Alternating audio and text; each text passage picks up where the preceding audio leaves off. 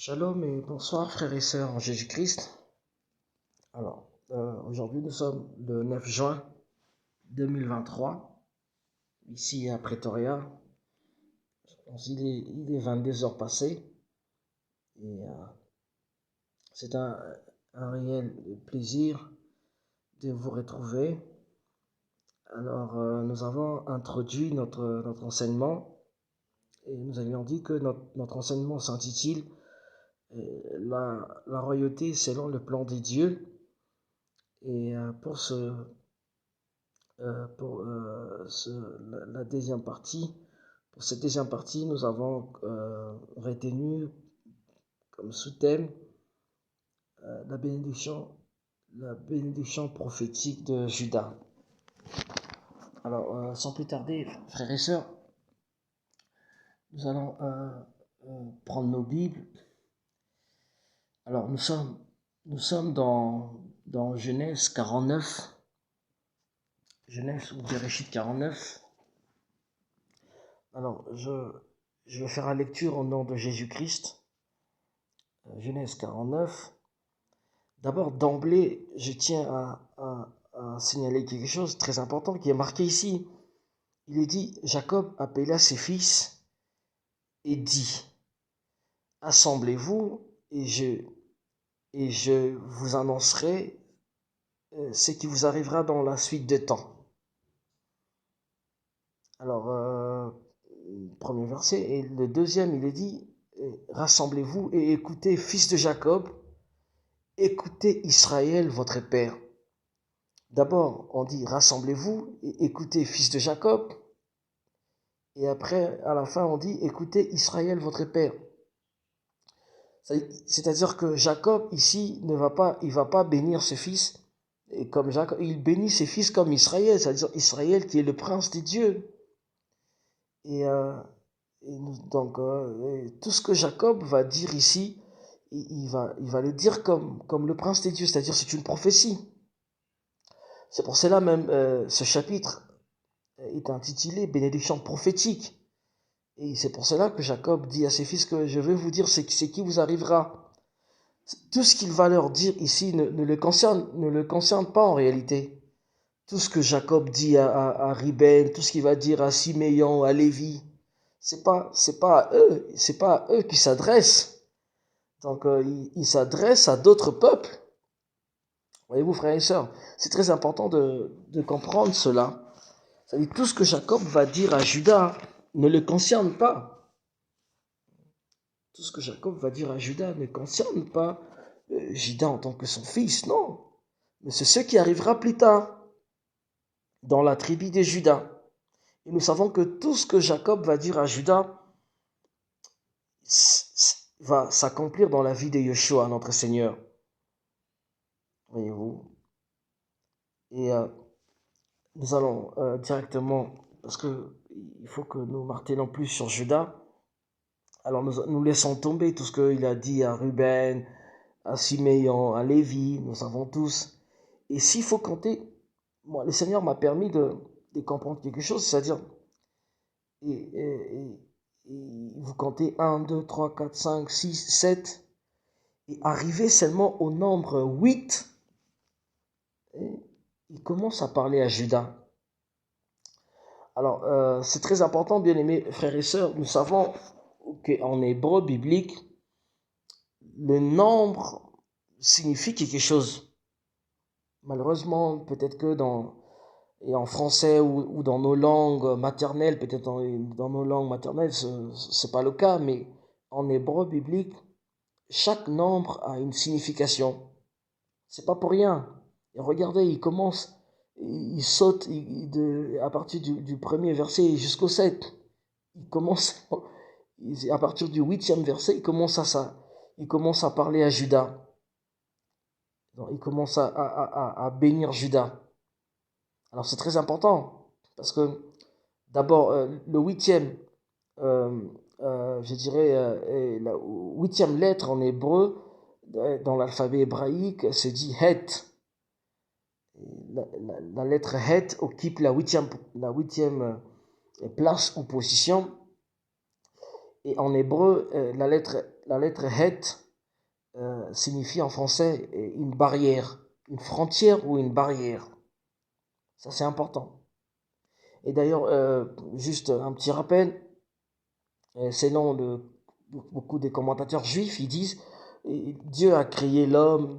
Nous savons que de 1 jusqu'au nombre 6, cela réfère à la création de l'homme, parce que l'homme sera formé le 6e jour.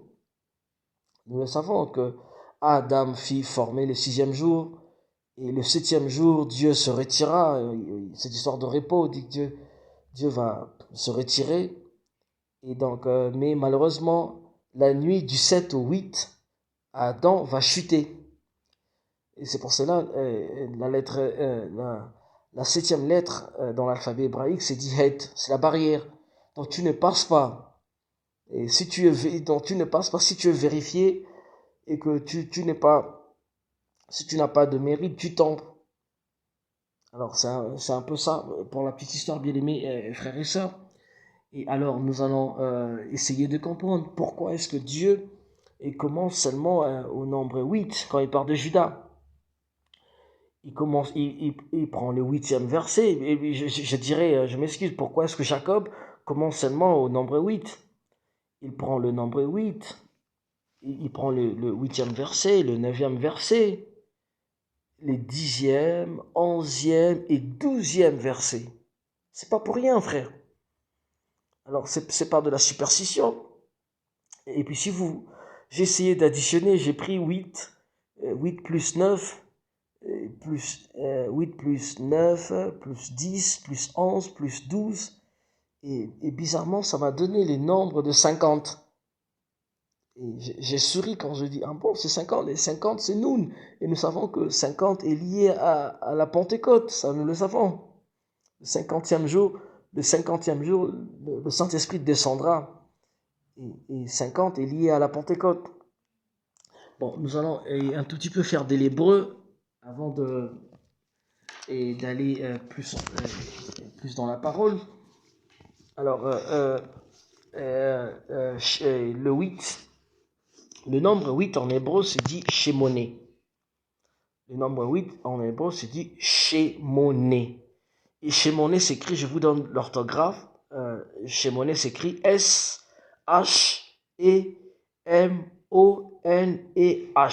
Shemoné. Alors, Shemoné vient du verbe shamen.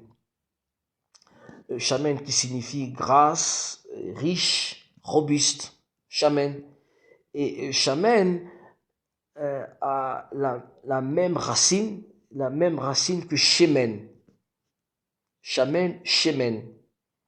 Donc, shemen qui signifie en hébreu l'huile. Alors, l'huile, c'est quoi l'huile?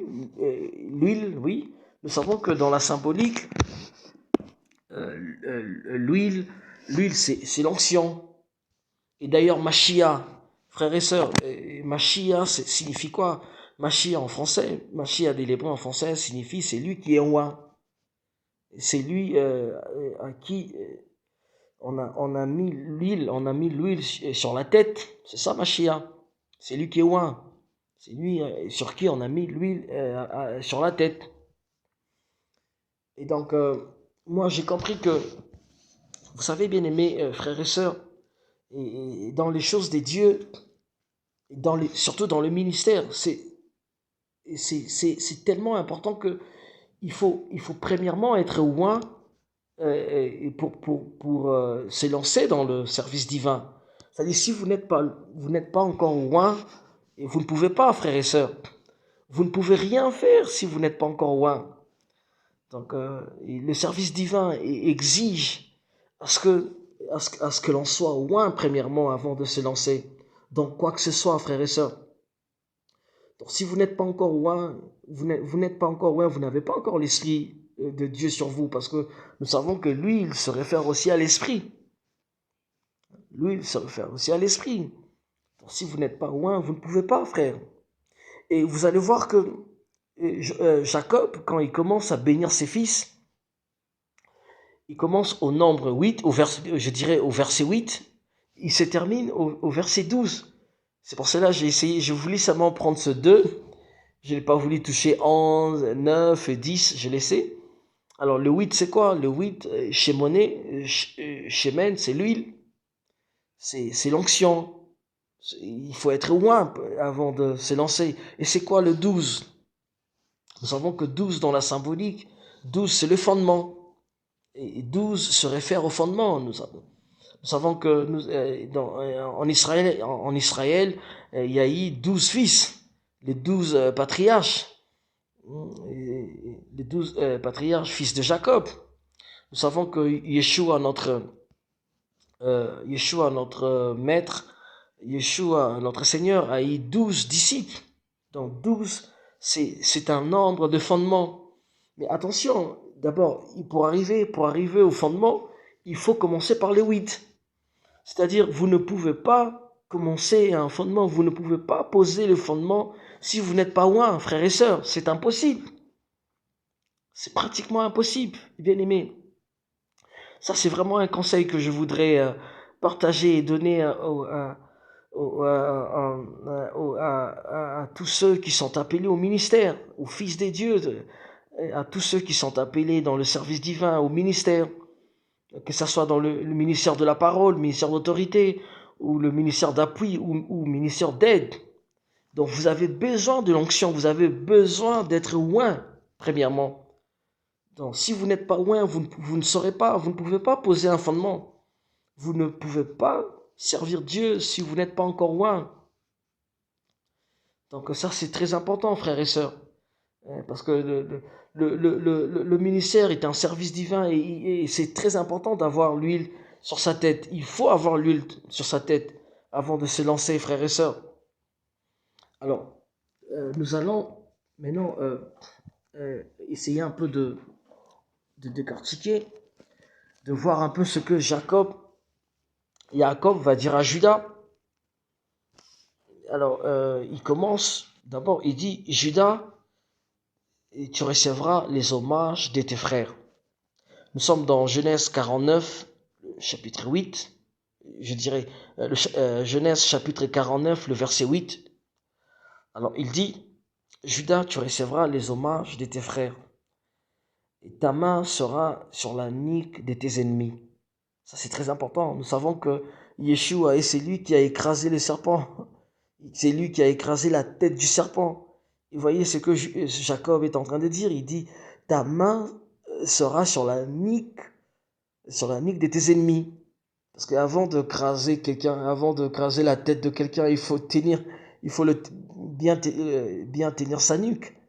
Vous ne pouvez pas écraser la tête de quelqu'un si vous ne tenez pas vraiment sa nuque.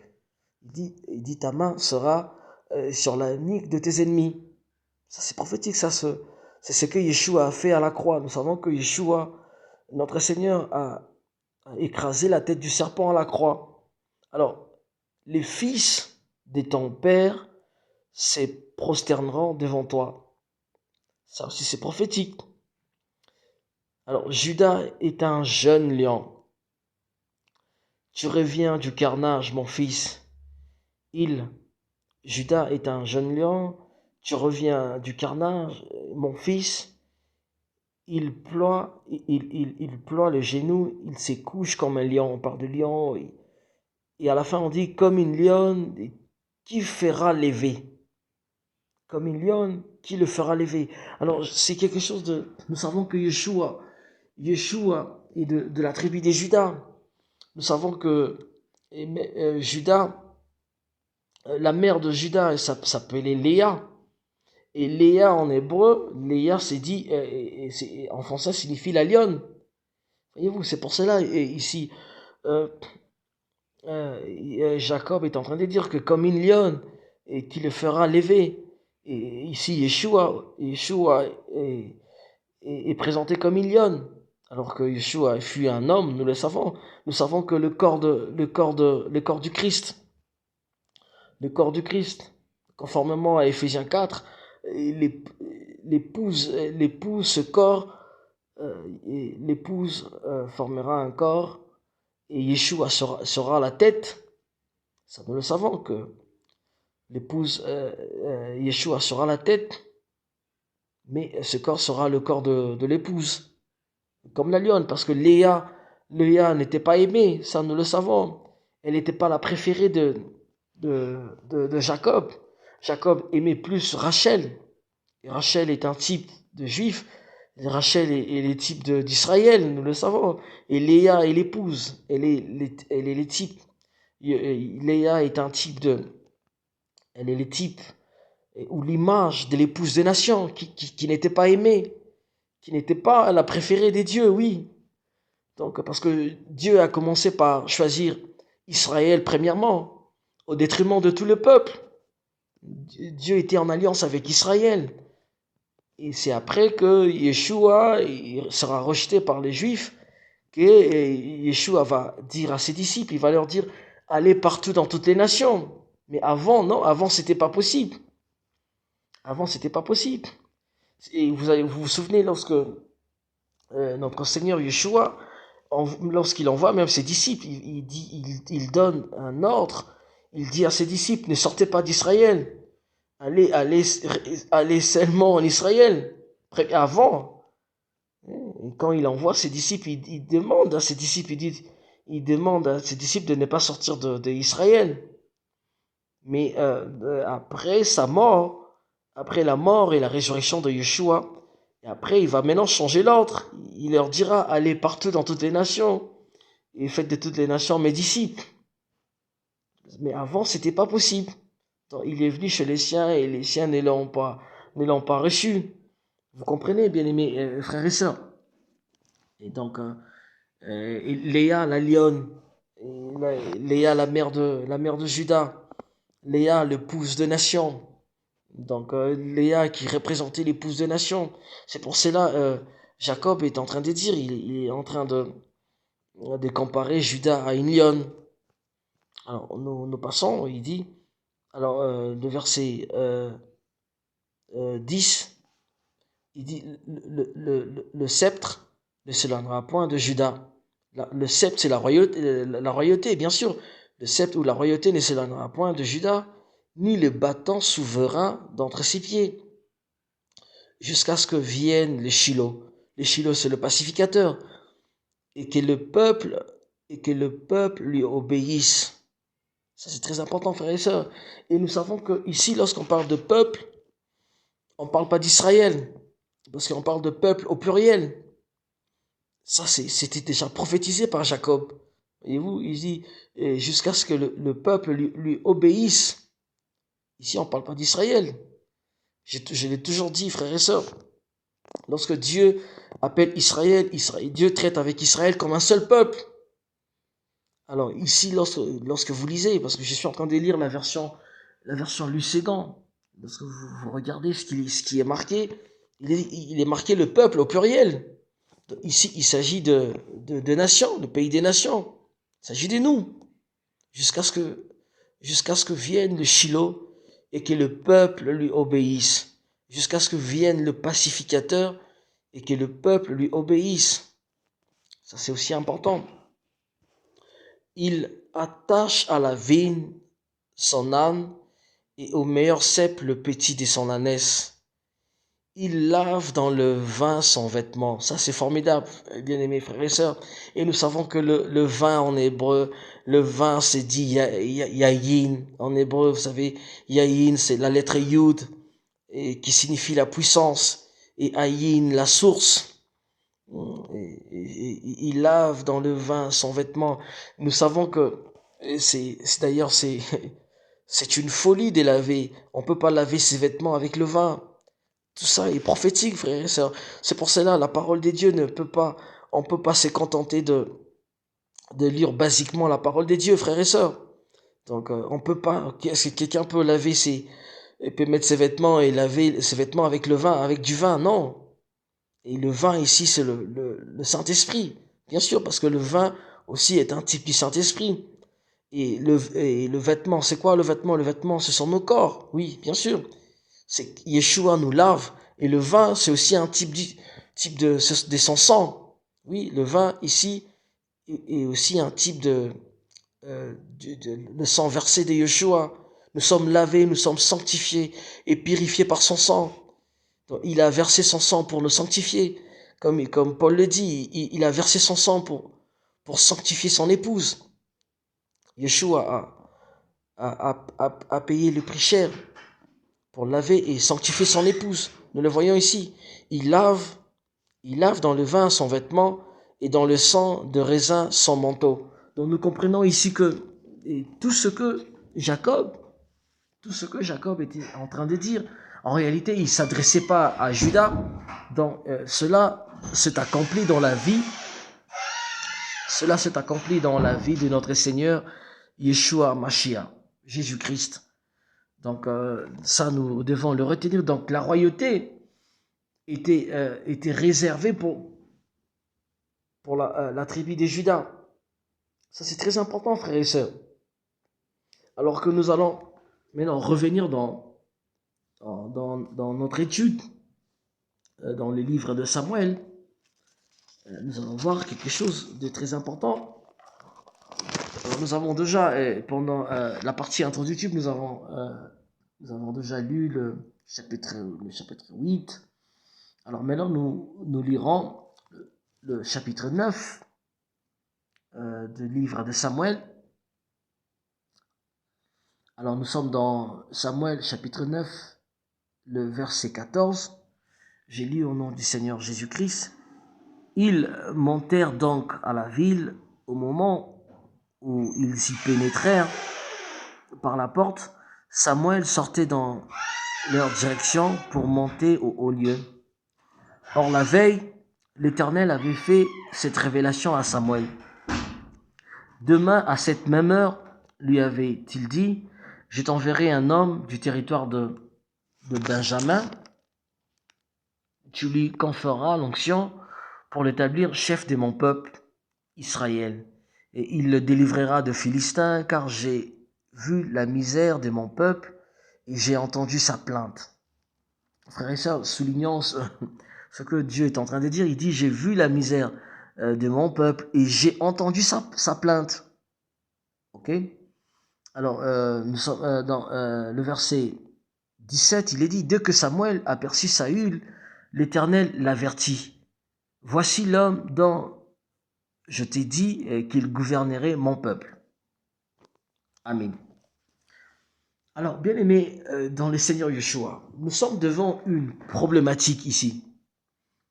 Alors, pour ceux, vous savez, si vous n'avez pas le Saint-Esprit, vous pouvez d'emblée dire que, alors vous pouvez d'emblée conclure que ici Dieu est en train de, peut-être qu'il est, il est en train de se tromper quand il dit ça.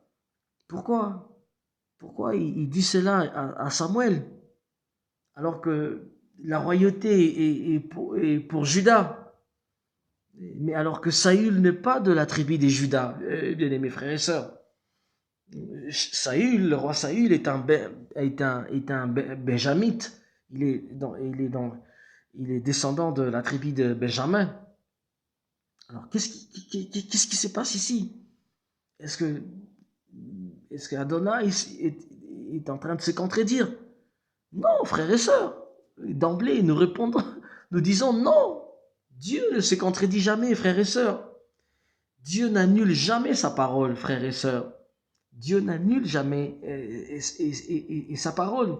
Et pourquoi? Parce que, vous savez, lorsqu'il dit à Samuel, il dit à Samuel que je suis en train de répondre à la plainte, car j'ai entendu la plainte, car j'ai entendu sa plainte. C'est-à-dire, j'ai entendu la plainte de Béné Israël.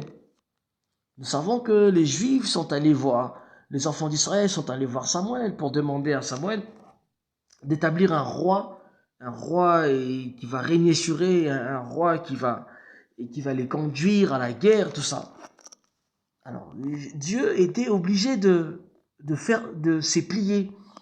Et ça, c'est, vous savez, frères et sœurs, nous avons un Dieu vraiment, un Dieu à la fois terrifiant et un Dieu rempli d'amour. C'est-à-dire que quand quelqu'un, frères et sœurs, retenez ceci, c'est très important. Quand quelqu'un ne veut pas marcher conformément à la parole de Dieu, quand quelqu'un ne veut pas se soumettre à la volonté divine, et qu'il ne cherche qu'à faire sa volonté. Notre Dieu n'est pas un tyran, nous n'avons pas un Dieu dictateur. Non, frères et sœurs, nous n'avons pas, Elohim n'est pas un Dieu dictateur. Et quand quelqu'un ne veut pas se soumettre à sa volonté et que la personne veut imposer sa volonté, alors Dieu, dans sa grandeur, il se retire alors pour faire la volonté de la personne. C'est ce que nous sommes en train de voir. Parce que nous venons de lire ici, nous venons de lire dans Genèse 49 que la royauté était réservée pour Judas. Judas et la descendance de Judas, c'est-à-dire Mashiach, Yeshua. Et nous savons que David aussi sera de la tribu des Judas. La royauté était réservée uniquement pour Judas. Mais Saül n'est pas de la tribu des Judas. Saül n'est pas il n'est pas un descendant de la tribu des Judas. C'est compliqué, mais comme le peuple voulait un roi et que ce n'était pas encore le plan de Dieu, alors Dieu, Elohim, va maintenant se soumettre. Il va faire la volonté du peuple. Ça, c'est formidable, frère. C'est ce que Dieu dit ici. Et regardez, il est le premier à montrer il est le premier à montrer même à son prophète Samuel. Dieu ne complique pas les choses, frères et sœurs. Il ne complique pas les choses. Je peux répéter. Il dit, nous sommes dans Samuel 9, 14e verset. Ils montèrent donc à la ville. Au moment où ils y pénétrèrent par la porte, Samuel sortait dans leur direction pour monter au haut lieu. Or la veille, retenez bien aimés frères et sœurs, or la veille, l'Éternel avait fait cette révélation à Samuel. Donc c'est Dieu qui avait montré à Samuel. Et demain à cette même heure, lui avait-il dit, je t'enverrai un homme du territoire de Benjamin. Oui. Tu lui conféreras l'onction pour l'établir chef de mon peuple Israël. Et il le délivrera de Philistins, car je vis la misère de mon peuple et j'ai entendu sa plainte. Voyez-vous, frère, d'abord l'onction, c'est très important. Alors, nous allons lire encore quelques versets. Nous allons maintenant lire. Nous sommes toujours dans 1 Samuel, le chapitre 13. 1 Samuel 13, le verset 5. Nous lirons le verset 5. J'ai lu au nom du Seigneur Yeshua. C'est très important, frères et sœurs. Alors, il est dit, le Philistin. Non, ça d'ailleurs, ça c'est lorsque Saül va fauter. Bien avant que Saül faute, il y a une écriture là où, permettez-moi, frères et sœurs, nous sommes dans le direct, et quelque chose qui est marqué quelque part.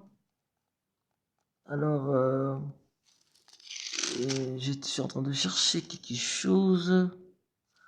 Oui, nous sommes dans 1 Samuel, nous sommes dans le chapitre 10. 1 Samuel chapitre 10, le verset 9. Alors, l'Esprit de Dieu s'empara de Saül. Oui, 1 Samuel chapitre 10, le verset 9, c'est très important. Même si Elohim, Dieu n'avait pas choisi Saül, nous allons voir que Dieu va opérer un miracle dans la vie de Saül. C'est très important, frères et sœurs.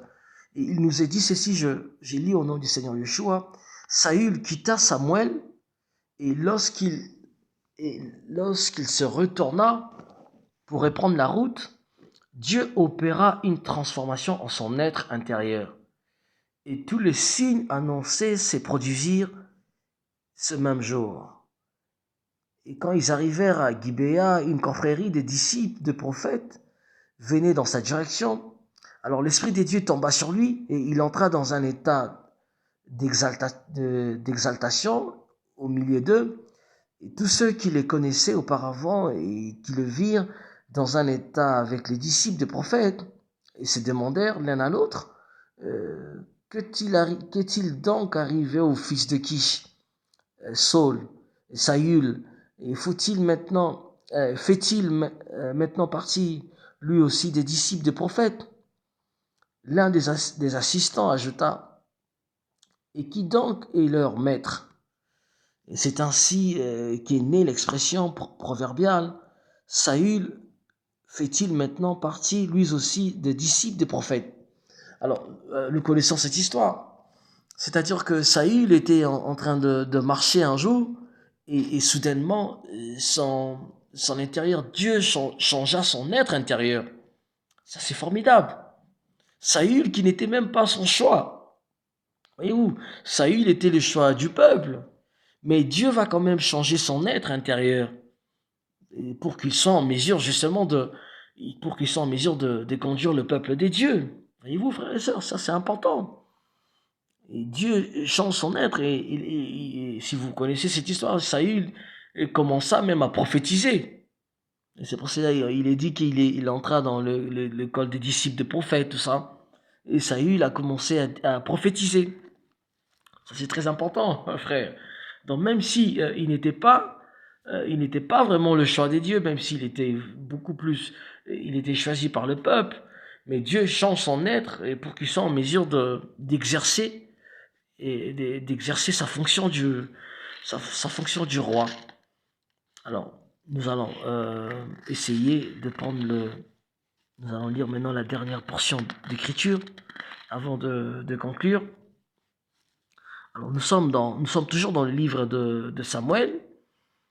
Maintenant, nous allons lire Samuel chapitre 13, le verset 5. Alors, Samuel chapitre 13, le verset 5. J'ai lu au nom du Seigneur Jésus-Christ.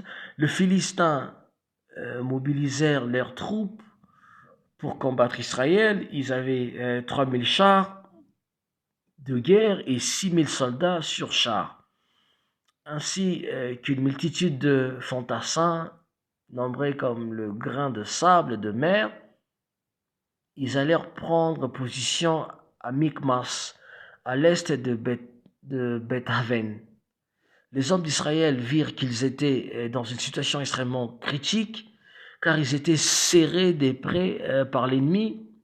Ils se cachèrent dans le grotte, le buisson, le caverne, le souterrain et les citernes. Certains Hébreux franchirent le Jourdain et se réfugièrent dans le territoire de Gad et de Galad. Pendant ce temps, Saül était toujours à Gilgal, au milieu de son armée qui tremblait d'épouvante. Il attendit 7 jours le rendez-vous fixé par Samuel. Celui-ci n'arrivant pas, les soldats commencèrent à abandonner Saül et à se disperser. Alors c'est un récit, nous sommes dans une histoire, ce récit, c'est-à-dire Israël est entouré de Philistins, parce que bientôt là sera la guerre. Israël est entouré des Philistins. Alors, et les soldats commencent à trembler, ils ont peur, ils disent que maintenant, qu'est-ce qu'ils doivent faire? Alors, il y a le roi Saül qui était de l'autre côté et qui attendait que Samuel, le prophète des dieux, arrive et pour que Samuel puisse faire le sacrifice. Parce que nous savons qu'en Israël, avant que les enfants d'Israël aillent à la guerre, il fallait que le prophète ou le sacrificateur puisse faire des holocaustes, c'est-à-dire faire des sacrifices, sacrifier quelques animaux. Alors, nous allons prendre le verset 9, il est dit ceci. Alors Saül dit, amenez-moi le bête de l'holocauste et les sacrifices des communions. Et il offrit lui-même l'holocauste. Au moment où il achevait de l'offrir, Samuel arriva. Oh mon Dieu, il y a un problème. Et alors, Saül, en tant que roi, ne pouvait pas. Saül, en tant que roi, ne pouvait pas. Il ne pouvait pas faire le sacrifice à la place de Samuel.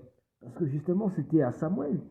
Ça revenait, donc, la responsabilité de sacrifier les animaux, c'était à Samuel. Samuel était, n'oubliez pas, Samuel était juge et prophète en Israël.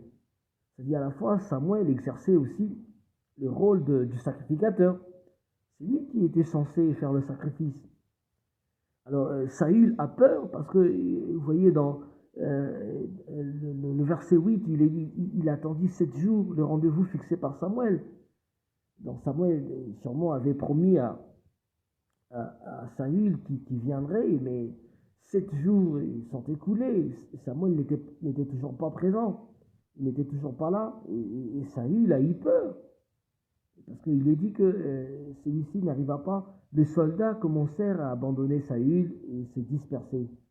Saül a peur. Il dit, bon, mais les soldats me laissent maintenant. Si je reste seul, les Philistins vont tomber sur moi. Ils vont tomber sur moi, sûrement ils vont me faire la peau, ils vont me tuer. Il a peur lui aussi. Mais comment est-ce qu'il a peur? Pourquoi il a peur? Il s'est dit le roi. Pourquoi il n'invoque pas Dieu? Pourquoi il n'invoque pas Dieu? Il est le roi, et puis il n'est pas le roi de n'importe quel royaume, il est le roi d'Israël. Pourquoi il a peur, frère? Voyez-vous, pourquoi il a peur? Et regardez le verset 9, 13-9, verset 9. Alors, Saul dit, amenez-moi le bête de l'Holocauste et des sacrifices de communion. Et il est dit, il offrit lui-même l'Holocauste. Au moment où il achevait de l'offrir, Samuel arriva. Donc, nous comprenons que cette situation était une épreuve. Voyez-vous, frère, c'est Dieu qui mettait Saül, c'est Dieu qui mettait le roi Saül à l'épreuve pour tester un peu sa patience. Lorsque tu es un roi, il doit toujours être patient avec Dieu. Un roi est censé toujours compter sur Dieu.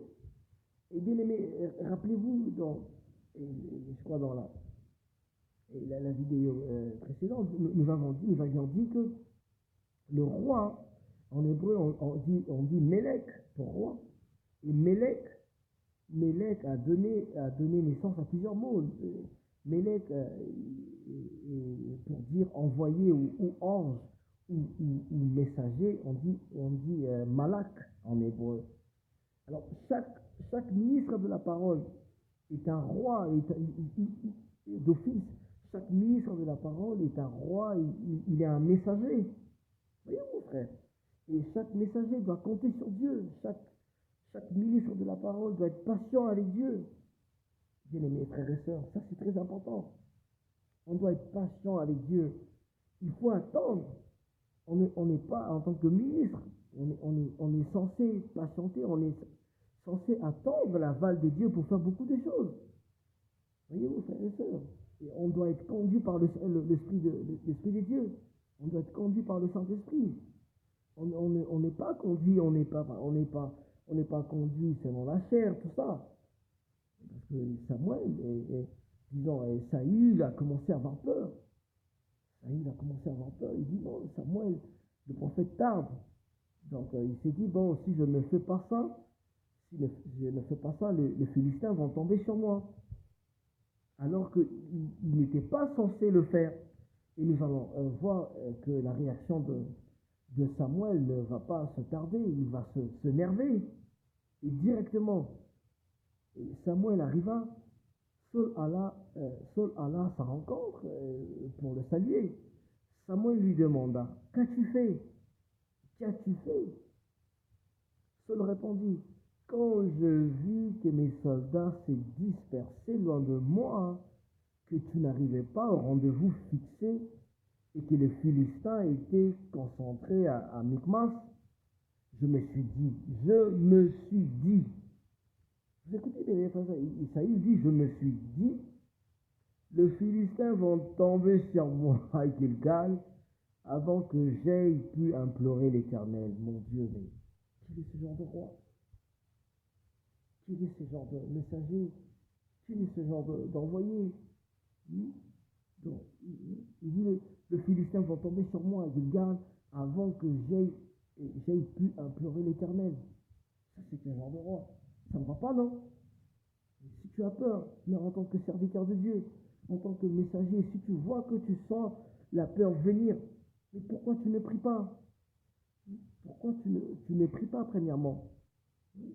En tant que serviteur de Dieu, quand tu sens que tu ne maîtrises pas les choses, quand tu sens que tu ne maîtrises pas une situation, mais tu tombes à genoux, tu tombes à genoux et tu implores l'intervention du Seigneur, sa faveur. Mais non, Saül ne fait pas ça, frère. Saül a peur. C'est ce qu'il est en train de. Il est en train d'expliquer Samuel le prophète.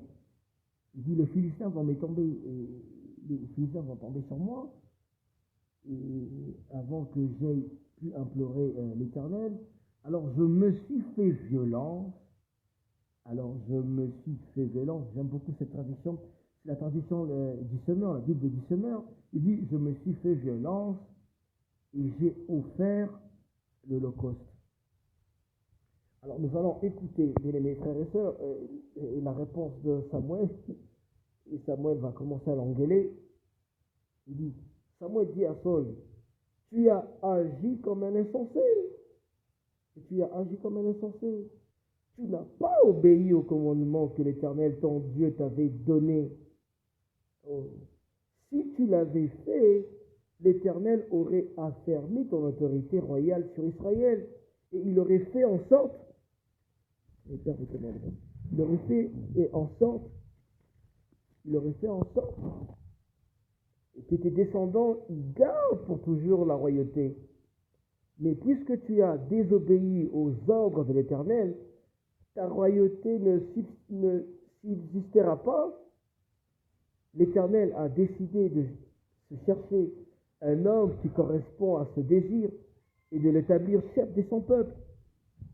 Donc, bien-aimés frères et sœurs, ici, le prophète Samuel dit clairement